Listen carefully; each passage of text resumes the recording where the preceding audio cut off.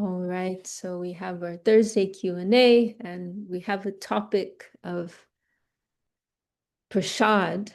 Um, and, there are different perspectives on the potency, the degree of potency in the prasad that we'll take. And, there are some who have a kind of hardline view that prasad is prasad no matter what. If something's been offered to the deities, right, according to the scriptural um, injunctions, following the proper procedures, then you're honoring, then what you're receiving, that is prasad. But Srila Sridhar Maharaj, he always took the line of consciousness. And so Srila Sridhar Maharaj expressed that, the potency of the prasad that you take, it depends upon the consciousness that was involved in the offering and then also in the partaking of the prasad. And so that means, how the bhog offering was prepared.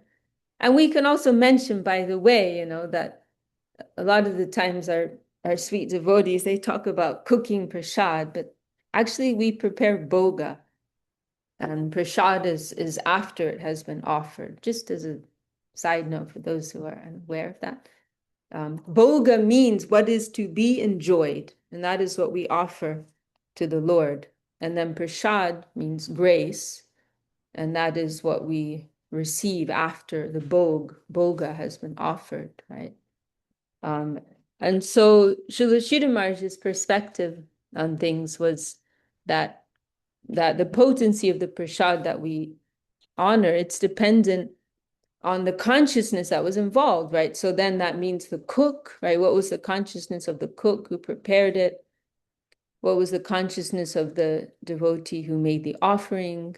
And then also, what's the consciousness of the person who's honoring, right?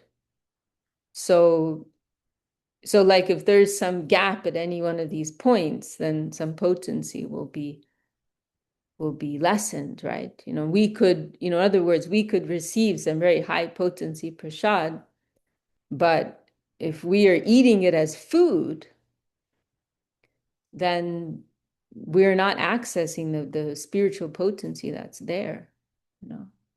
So we it's just like when we can also say, like, when we go to the Dham, when we go to the holy Dham, the abode of the Lord, then how much are we really accessing? Like there's actually, we hear that the Lord's Leela is always playing out, right? That there's just a question of his Leela being manifest, whether it's manifest or unmanifest, right? And and so, that divine Leela, those divine pastimes of the Lord, they're always playing out in his holy abode. But, do we have the eyes to see that? All the trees are kalpa riksha, wish-fulfilling trees. The soil is chintamani.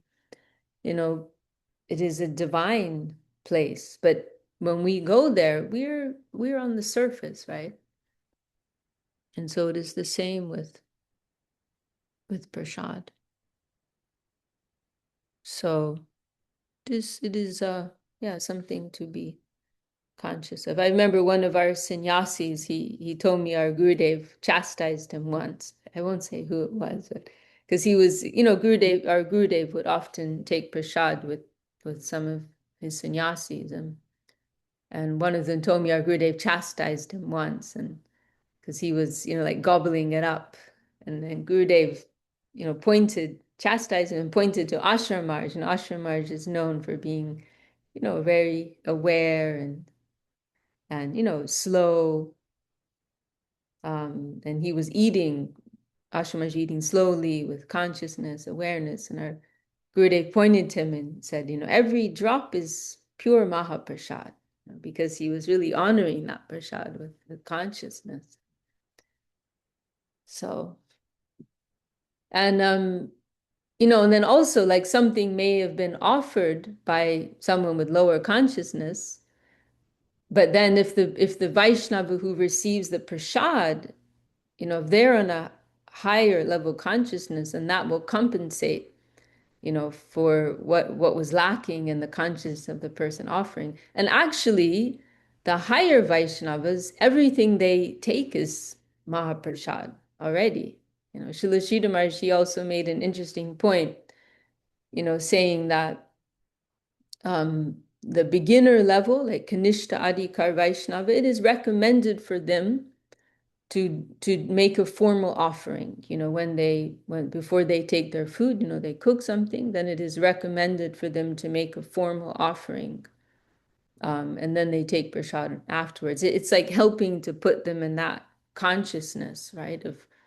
Of having the Lord as a focal point and getting into that movement of offering everything to Him. And so the formal offering is very helpful. We need that, right? Something tangible. And then Srila Sridhar said the middle class Vaishnava, they may make a mental offering, Madhyamadikar, they may make a mental offering. That is sufficient. They may not always be able to make a formal offering also, but they can make a mental offering before they eat anything. And then Srila Sridhar said, but the highest level Vaishnava, the Uttam Adhikar Vaishnava, they don't even have to do that, because that consciousness is just so automatic to them. It's like, it's like the very concept of offering, it implies like there's a separation that, oh, I'm going to offer something to Krishna, right? But like, that means it wasn't already offered, you know? Like when you're on the highest level consciousness, it's already just automatic. You're eating, you're breathing, you're sleeping, every atom of your being is steeped in Krishna consciousness, and there's no like separation, like, oh, I need to offer this. No, you're already automatically, offering. You're seeing everything as Krishna's already in a very authentic way. And so, if such a Vaishnava goes to take prasad, it's automatic for them to think, oh, this is Krishna's. Whether it was offered or not offered, that's becomes irrelevant, right? They're whatever they take, they're taking prasad. It is a natural thing. So that's an interesting thing to think about. And as in, our Prabhu here was mentioning, awkward situations where someone may give us prasad that we are not comfortable about taking, perhaps because of the consciousness of the person, and that is,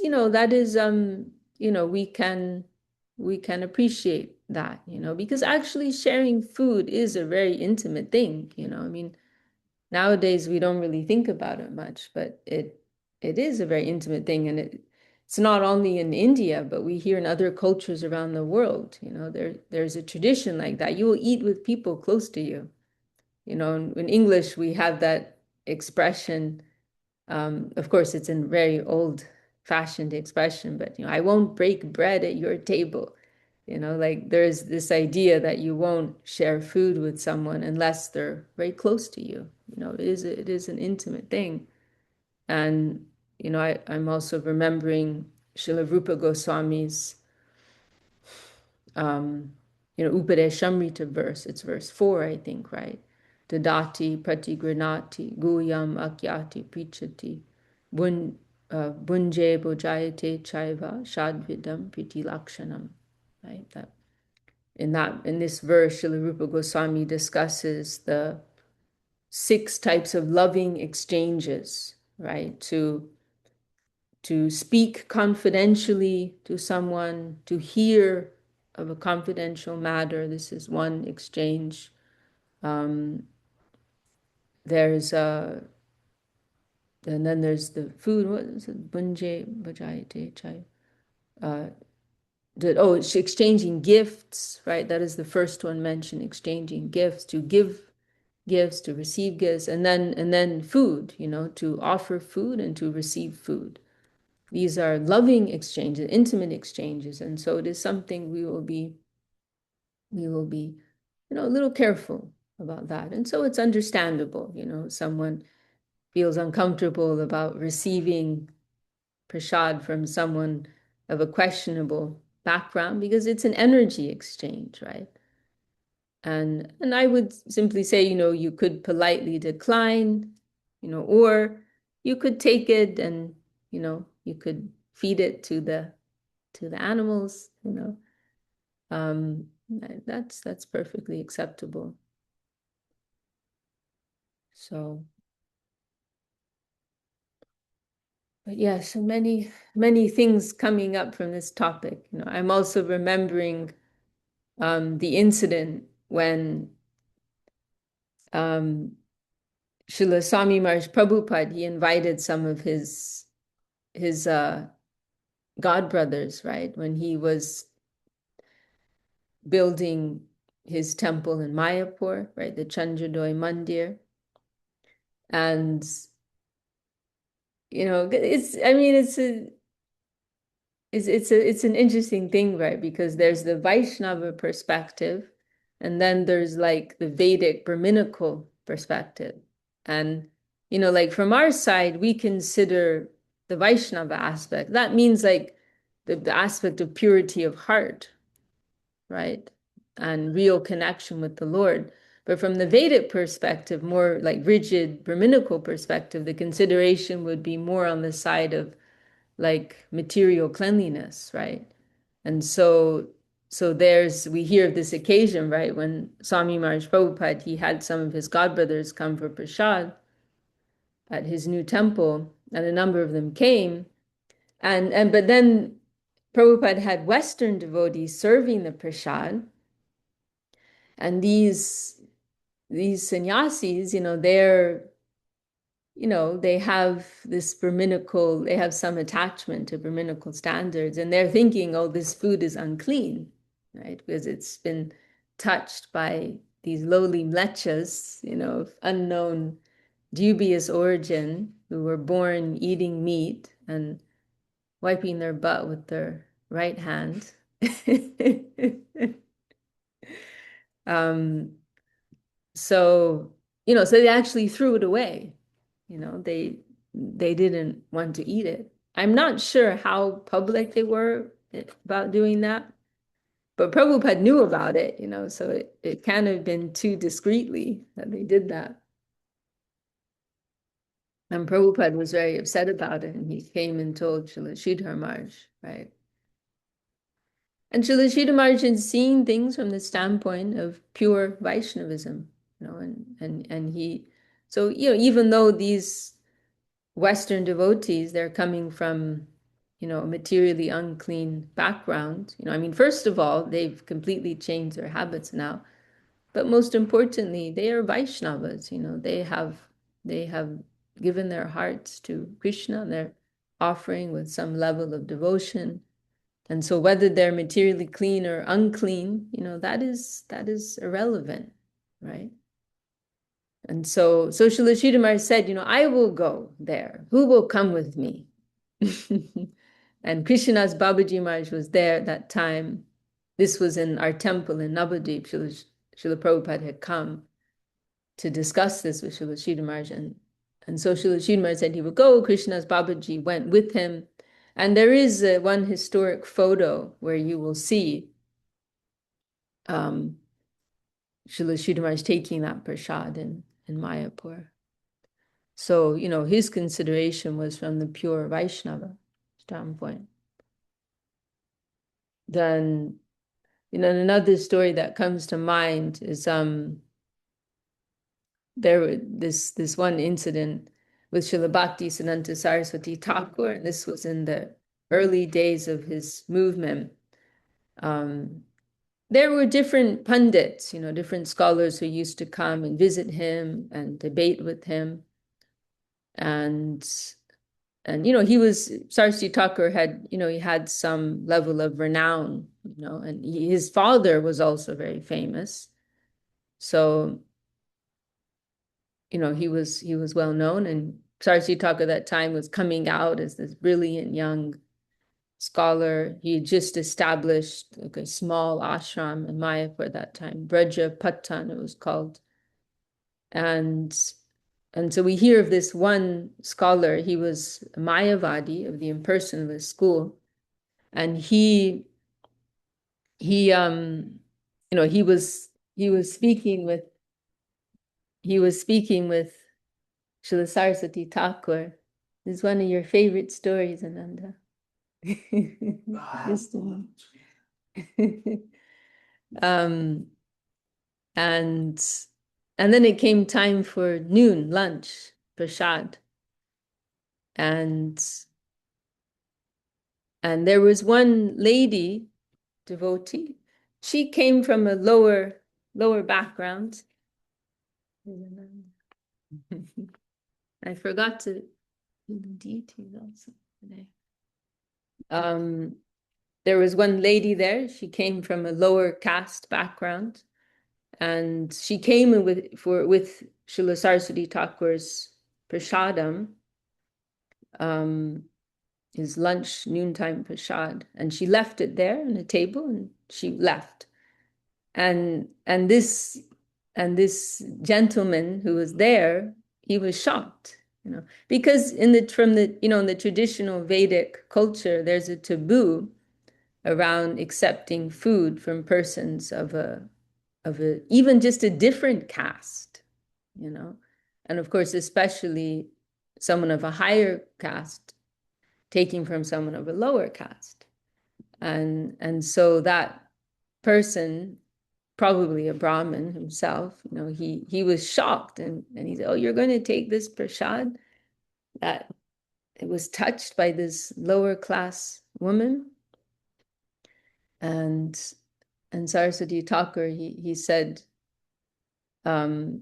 she's a Vaishnava. She's a Vaishnava. And then I got to get this right. It starts to get a bit finicky. Actually, he said, if you give me, I will take from you also. Yeah, I remember the exactly. story. Yeah, Yes. that was it. But Yeah, that was it. Yeah, exactly. Yeah. Yeah. And Saraswati Thakur said, she is a Vaishnava, of course I will take. And then he said, but besides that, it is Mahaprasad. And he said, even if you give it to me, I will take it. Like kind of cutting his ego, because saying, actually, you're the person who's contaminated, because of your impersonalist mentality that, okay, maybe you're very pure according to Brahminical standards, but, according to your conception, this is something inferior, so he, cut his pride in that. So yeah, lots of perspectives on this topic. We have a comment here from Tungarasa. Okay, she has to go. Okay, Tungarasa, see you next time. Thank you for joining. Yeah, what else? Shaka Didi, do you remember Gurudev's story? What story is that, Prabhu? You mean the sweet ball? No, no. Actually, some Western devotee, she made some pizza. She wanted Right, to offer to Srila Guru Maharaj. right.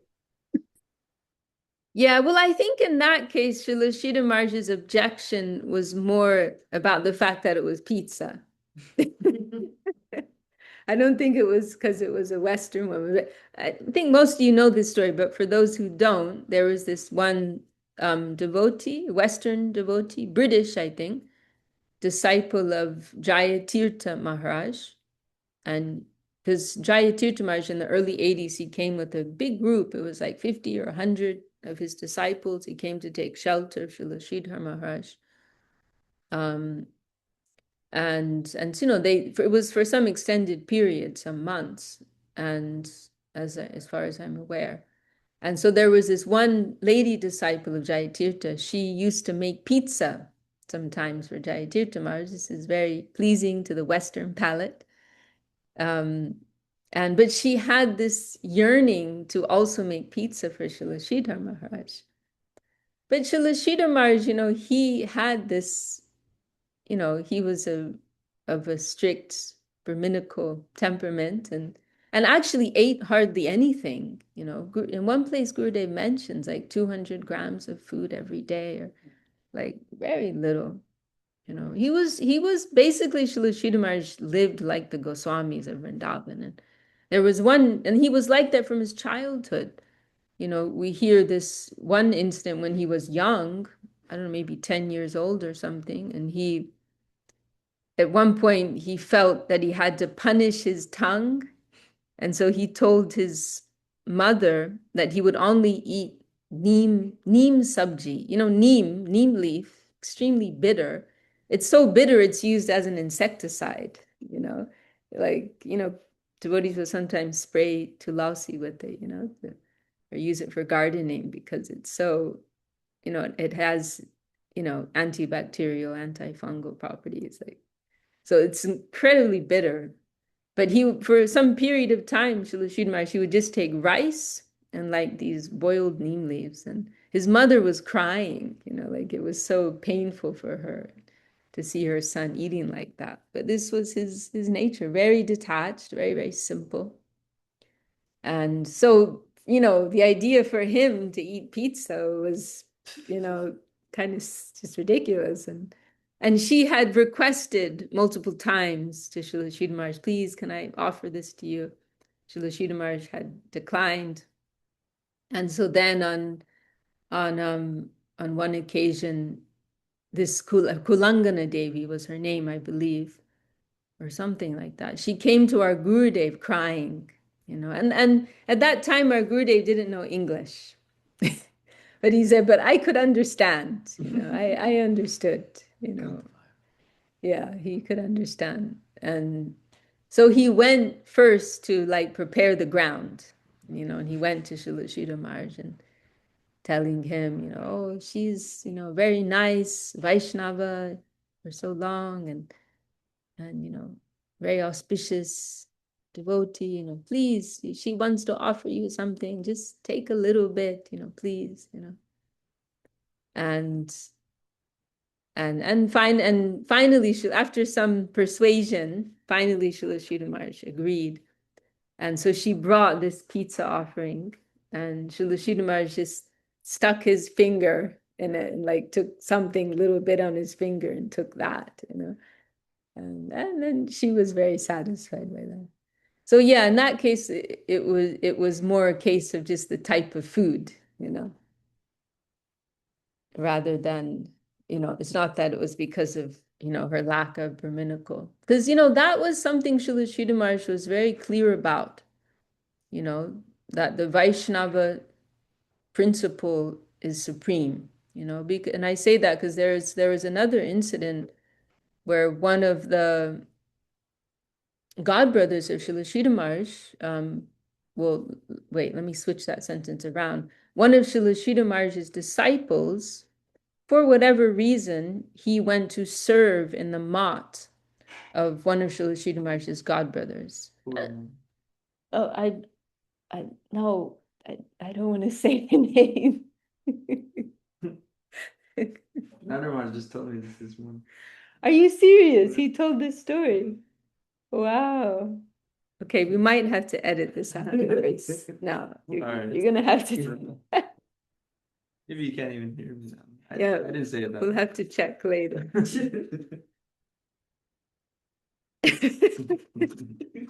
But nice that you know the story, and I'm glad. I'm happy about that. So you need help. No, it wasn't like that at all. Um, so yeah, I mean, one thing that's nice to consider that there was an era, when these mots were all closely connected, we don't see that spirit so much nowadays for whatever reason that is. But, when our Gurudev was serving in the mott, in his day, there was this beautiful connection between all the god brothers of Srila Sridhar Maharaj and all of their disciples. Gurudev said they were like cousins, and for example, our Navadvip Dham Parikrama originally, it was like a mesh. It was a combined parikrama from a few different mats. And then I think later, because our parikrama just got so big, and probably the others as well, then it became necessary to make it one.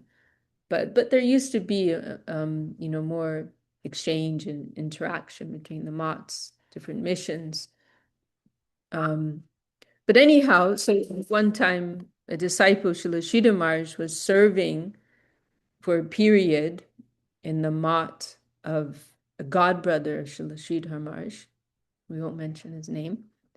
Um, but that godbrother, he had this attachment to the Brahminical standards, and he would not allow that devotee to do puja because he was not born into a Brahmin family.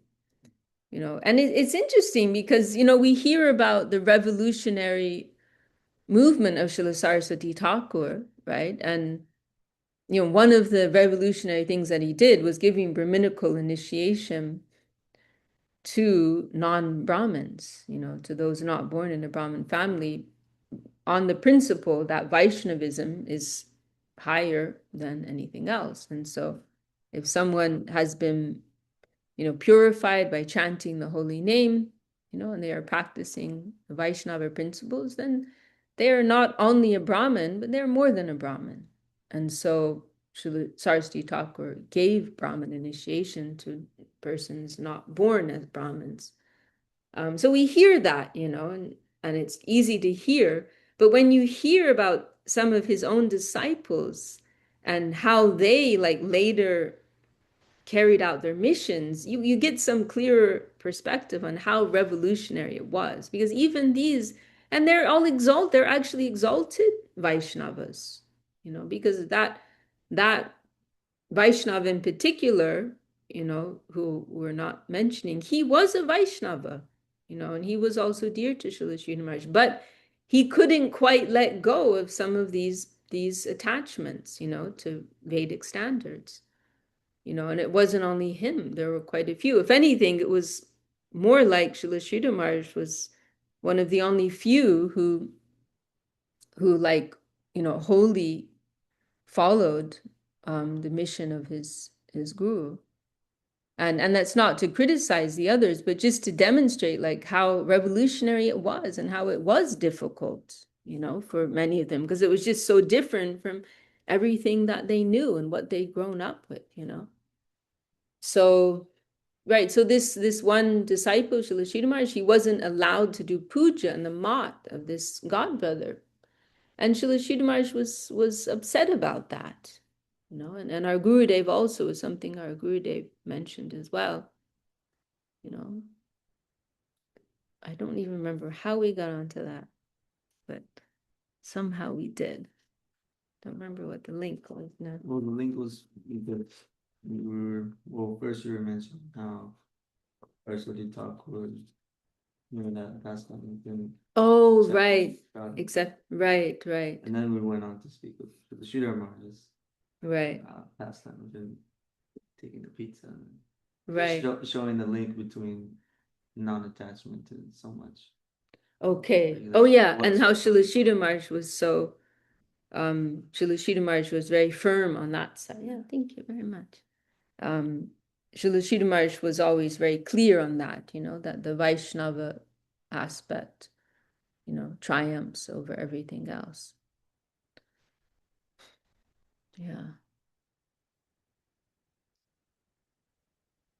And it's, I also find it really interesting too, since that story came up, how merciful our Gurudev was, and really pushing Srila Sridhar Maharaj, to give his mercy, It's an interesting point, because one view would be, to fully, honor what your guru has said, but actually one who is more intimate, you could also say that disciple knows the deeper heart of their guru, right? Because although Srila Sridhar Maharaj may give some objection, on a deeper level, he wants to give mercy, right? And so Srila Gurudev is pushing for that other aspect, that other mood. And that's really why we're all here today, because of that. Because in the beginning, Srila Sridhar Maharaj didn't want to accept any Westerners, as his disciples. He kind of wanted to be like a, occasional advisor, like offhands type of thing, and they had this plot of land. What is it, like 1 mile, 2 miles down the road from Armat? It used to be called the Land of Nectar. And so there was this whole encampment of Westerners who would stay there.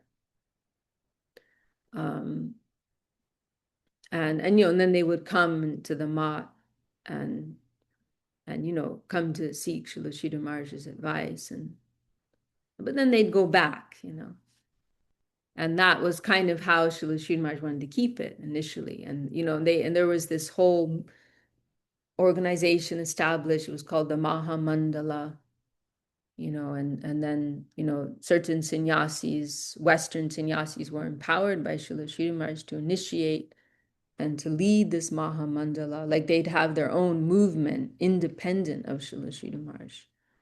And then occasionally come to him for advice. He did not want to directly accept them and take them under his shelter, right? And it was because of our Gurudev, Srila Govinda Maharaj, he persuaded him and also said, I'll take responsibility for them. Because Srila Sridhar Maharaj also made the point, that I won't be here that much longer. Who's going to take care of them?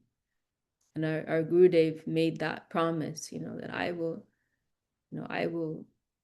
take responsibility for them, and but you please accept them, and I will support them, later. And so it was our Gurudev started building these Western guest houses, and Srila Sridhar Maharaj was allowing it, but he was also somewhat disconcerted by it all. And I heard from Madhusudan Maharaj, that when the first Western guest house, and I think it was what's now the Western Brahmachari ashram, Paschatya Seva Bhavan, which literally means house of the Western servitors. When that first went up, Srila Sridhar Maharaj made some comment like, I'm besides myself, like he is overwhelmed by it, He wanted his mat to be small and concentrated, like a small group who could really follow his, his vision. That was his personal preference. But our Gurudev pushed for the mercy side, And so here we all are today, So let's honor this, right? Let's honor this privilege that we have to have a connection, some level of connection with the line of Srila Bhakti Rakshak Sridhar Dev Goswami Maharaj. It is truly a privilege.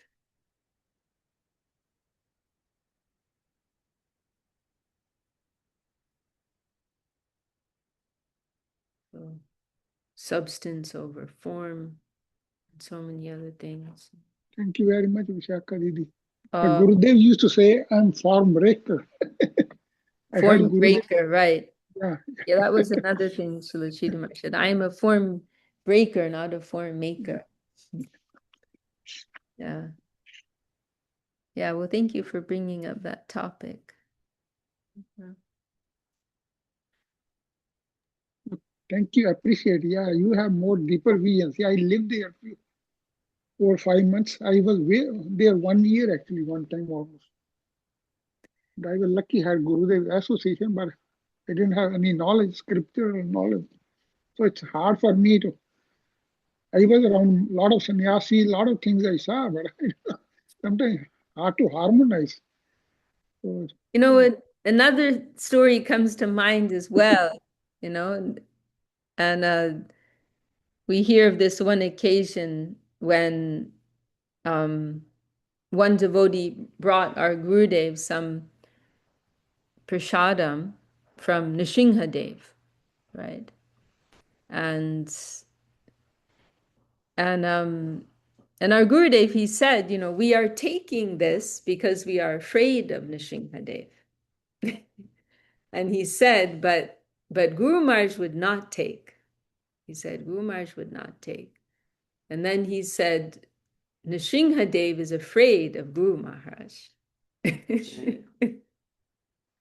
So that, there are points of, I don't know if etiquette is exactly the right word, but, there are points to consider, because I appreciate what you're saying, Prabhu. There can be this kind of indiscriminate mood amongst the devotees. Oh, Prashadam, please take, and like I remember in Navadip, sometimes devotees would be coming from different places and like handing out the prasad to everyone. And I'd be thinking, the prasad we have in Navadip, from our deities, Shri Shri Guru Gauranga Gandharva Govinda Sundar, like as far as I'm concerned, this is supreme, like I don't, I'm very happy with this prasad. I don't feel that I need to take like a whole pick and mix, different prasad from different deities from all over India, like I feel very happy with this. Like, and in line with this thought, there was this one comment of Srila Sridhar Maharaj when some devotees, they went to bathe in the Ganga, and Srila Sridhar Maharaj commented to them, he said, why are you going back to the Ganga? He said, every drop of water here in the mat will give full Krishna prema, right? Every drop of water here will give Krishna prema. Why do you need to go anywhere else? That was Srila Sridhar Maharaj's comment. So, at there's kind of like this indiscriminate, broad approach to the matter. But then there comes a point of being more refined. And, so like in the case of Srila Sridhar Maharaj, he's a Madhura Rasa Bhakta. He has a particular mood of devotion, and so then to bring him this, prasad from the Shingadev, it's a little insensitive, it's not, there's some rasa basa there, it's not, of course we honor Nrsimhadev, but, Srila Sridhar Maharaj's object of worship is something higher, something more. So then, that needs to be, these more fine points, have to be considered, right? Sometimes I like to say, what is Sri Chaitanya Saraswat Mat? It means entering a school of nuance. So, there's a general approach and there's a more refined, nuanced approach, right? So there's a part of this where we all want to kind of become more sensitive about some of these finer points and appreciate, there are different moods of devotion, there's a gradation in moods, there's a gradation in prasad, and all these things, our Gurudev, he also had some comment like, don't try to purify your guru, like, bring some prasad to your guru like you want to purify them, that on some level you will see your guru as Krishna's representative, so you'll be careful, about how you approach, how you offer certain things. There was one point Gurudev made about garlands, that like it should be a fresh, when it comes to one's guru, will be a fresh garland, not a prasad garland. Prasad garland that is suitable that is appropriate for the Vaishnavas in general, but particularly in one's connection with one's guru, because there is the aspect of seeing them as equal as the Lord, right? Sakshat, shakshat, daritvena, samasta shashter, right? There's an aspect of seeing guru as the Lord, right? So there are some points of etiquette surrounding that. So yeah, lots of points come up from this. And I did actually have a question come in, which I could share that here as well.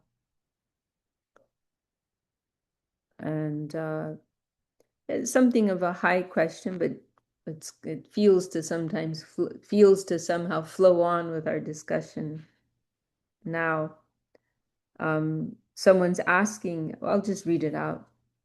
How do you reconcile the interest in different rasas, e.g. Sakya, Vatsalya, when Mahaprabhu says in Chaitanya Charitamrita that Madhura rasa is the highest? Is that what actually defines what a Gaudiya Vaishnava is? Someone who is only aspiring for Madhura rasa. And then they say they asked a Vaishnava in another lineage about this, and their opinion was that Gaudiya Vaishnavism is only Madhura Rasa. And anyone interested in any other kind of rasa is not a Gaudiya Vaishnava. Okay, going to an elevated level here. And yeah, we had that talk last week, right, with Alita Madhava, and the topic was, what is Gaudiya Vaishnavism? And, he made this point, that, nowadays we make these kinds of distinctions, but in the time of Mahaprabhu, people weren't, like categorizing themselves like this, it was just, there was this kind of broad spirit of everyone being a Vaishnava, right? And, so these types of labels are not always so helpful necessarily. Let me look here. So there's actually, I think, a few questions in this question. So one is this point, right? It's a bit of a tricky point that, it is, we hear, right, that Madhura Rasa, right? This is the lover's relationship, amorous relationship with the Lord. We hear that this is the highest, but then, then how do we view other Vaishnavas who have, different moods of devotion, And it is something to discuss very carefully, right? Because if we, we can easily become like elephants in a china shop, smashing everything to pieces with our insensitive approach, right? So it's something to be approached very carefully, because ultimately, like, where are we? Bottom line, we're preschool, you know. Is preschool before kindergarten? Mm-hmm. Yeah, we're not even in kindergarten, we're in preschool. So like, who are we, to make these types of judgments? But we can carefully make some type of assessment, because we do need to have some idea of what the goal is and where we're going. But we do it in a really careful way, understanding our position, right? And I remember this one, I've heard of this one place where Srila Vishwanath Chakravarti, he's making some comparison between Mother Jashoda and Mother Devaki, right? They're both Krishna's mother, right? Technically, you could say Jashoda is Krishna's foster mother and Devaki is his birth mother. Although we also hear, right, that Vrindavan Krishna never leaves Vrindavan, right? So it depends on how you're seeing it. But anyway, Vishwanath Chakravarti, he makes some type of an analysis, comparing their moods and relationship with Krishna, and showing that Mother Jashoda has more intimate relationship with Krishna. So he's making this comparison, but then at a certain point, he just stops all of a sudden and says, I'm not going to go any further, because I'll just make offense, So I'm just leaving it like this, and doesn't like come to like a clear conclusion, just like comparing different things, but not making a clear conclusion, just stop saying, I will make offense if I go any further into this. So it is something to be careful about. And there's this one verse in Chaitanya Charitamrita. I can hear it ringing in my head, but I can't quite formulate it now. But it's in the Ramananda Samvad, I'm pretty sure. And Krishna's Kaviraj is saying, for every Vaishnava, their rasa is complete. They're fully sad. They don't feel any deficiency. They're fully satisfied in their respective rasas.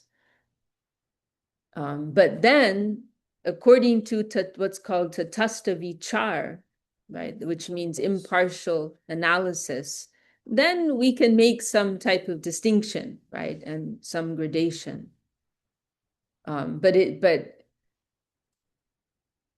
it's not to say, that different Vaishnavas in their different moods, they're like less well off than the others, they got the short end of the stick, they're completely satisfied in their mood of devotion, and to the point where we see some cases where they're given an opportunity to enter a higher rasa and they decline, although they can like recognize impartially, oh, that's a superior rasa. They don't have any interest in going to that because they're completely satisfied in their own rasa. And the example of that is Hanuman, right? And Hanuman is an interesting case because he's in Dasya rasa, right? He's situated in this mood of servitorship, right? But but he has some unique power because of that. It's not like, oh, he's lower than the other rasas. He's a lower bhakta. That's not exactly how it is. And there's that one story we hear where it's demonstrated Hanuman's devotion is so strong that he bewilders those in higher rasas to his own. There's that incident when Hanuman he um he goes on this mission to collect 108 blue lotus flowers for Krishna in Dwarka. And there are all these incidents along the way, and he ends up like pretty much humiliating Garuda, who's Krishna's carrier. He humiliates Sankarshan, who's Krishna's um, chakra. And then he even humiliates Satyabhama, who's Krishna's queen, one of Krishna's principal queens in Dwarka. And Gurudev mentioned, like, this is because of the strength of his dasya rasa, because of his mood of servitorship. So, things are not so black and white, right?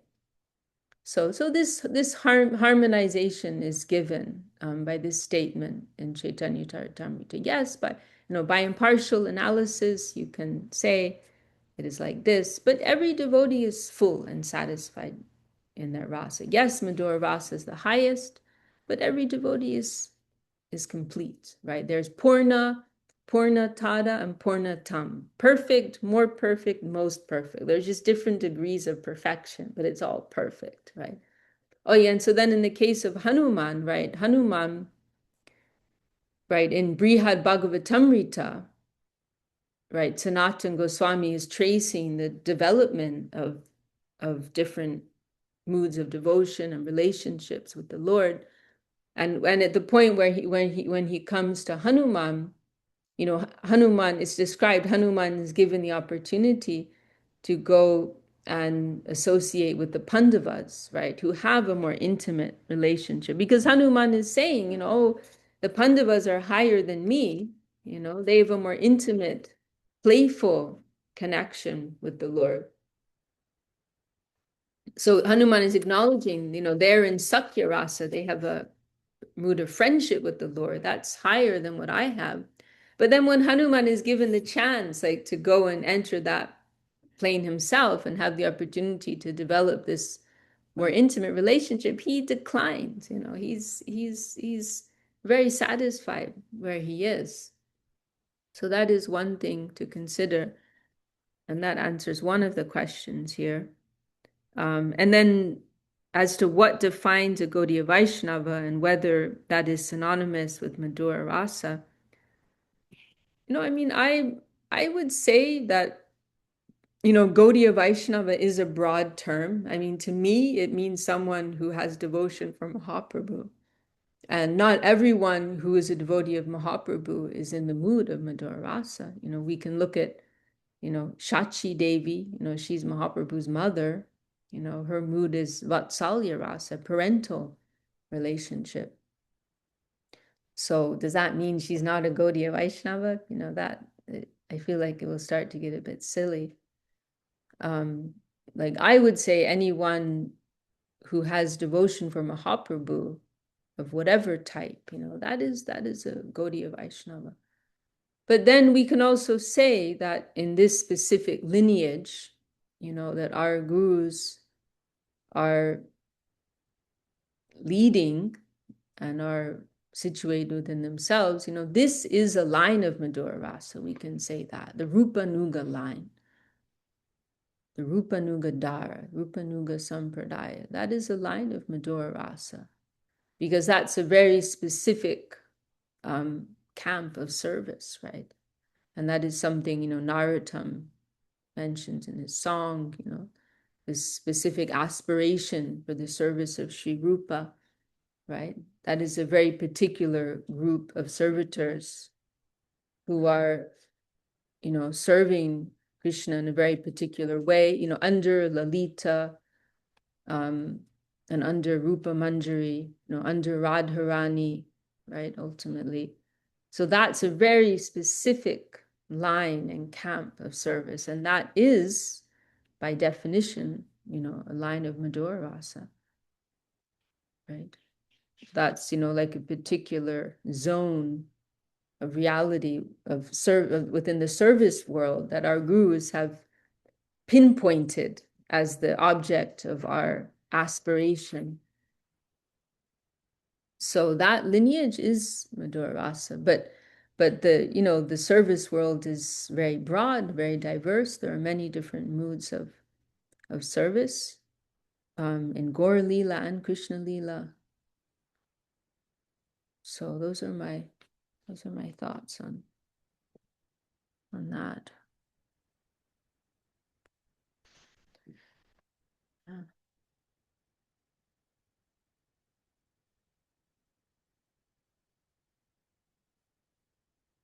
Well, would anyone like to make any last comment or bring up another follow-up question, or should we close there for today? Thank you very much, Vishaka Didi. Yeah. Yeah, you explained very nicely. Yeah. Yeah, I listened to Srila Guru Maharaj chanting Shri Rupa Manjari Pada. It explains our Siddhanta, everything. Yeah. So we are exclusively dedicated to Srila Rupa Goswami and that, yeah, that channel. Yeah. And Thank you so much. we can also add, right, that it may be that all of those who come to this fold, their final destination may not be there, right? Every soul has their swarup, right? Their intrinsic spiritual identity. We hear of that. And so our gurus are Madhura Rasa Bhaktas, right? But all of their disciples may not be, right? So, but that's something very far along the line, right? Not so relevant, We're kind of like just trying to brush our teeth in the morning and chant our japa, That's good enough for me right now. So, but whatever the case, I'm how fortunate we are to have connection with such Vaishnavas.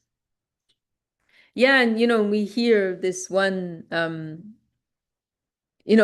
Babaji Maharaj, he was amazing, pure Vaishnava, and Srila Sridhar Maharaj mentioned, he had some inclination towards Sakya Rasa, right?